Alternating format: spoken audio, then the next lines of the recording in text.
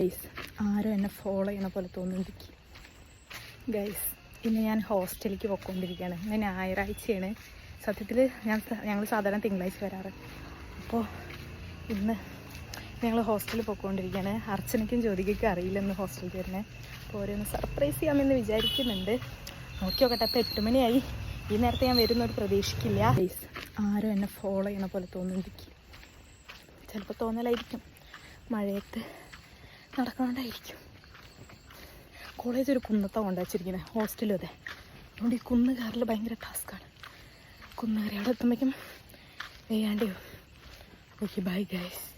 പറഞ്ഞ അവസാനം ഞാനാ പേടിക്കുന്നത്. പേടിയുണ്ട് ഒറ്റയ്ക്ക് നടക്കുമ്പോൾ. എനിക്കൊന്നും പറ്റിയില്ലെങ്കിൽ നമുക്ക് ഹോസ്റ്റലിൽ വെച്ചിട്ട് കാണാം.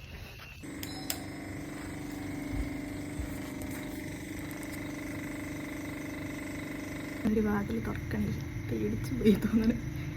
പേടിച്ച്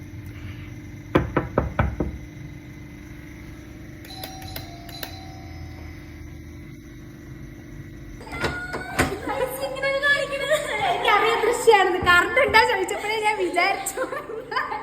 എന്നിട്ട് എന്താ ദൃശ്യാണെന്ന് മനസ്സിലായി ഞങ്ങൾക്ക്.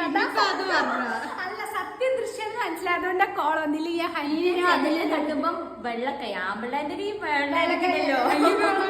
ഈ സ്വർണ്ണ ബ്രേസ്ലെറ്റും കണ്ടു. അപ്പൊ ദൃശ്യാണെന്ന് വിചാരിച്ച് ഈ കൈയ്യട്ടാണല്ലോ കുട്ടി.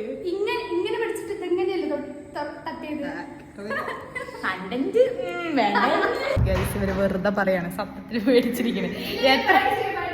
എത്ര വട്ടം കോളി ബെല്ലടിച്ചറിയോ.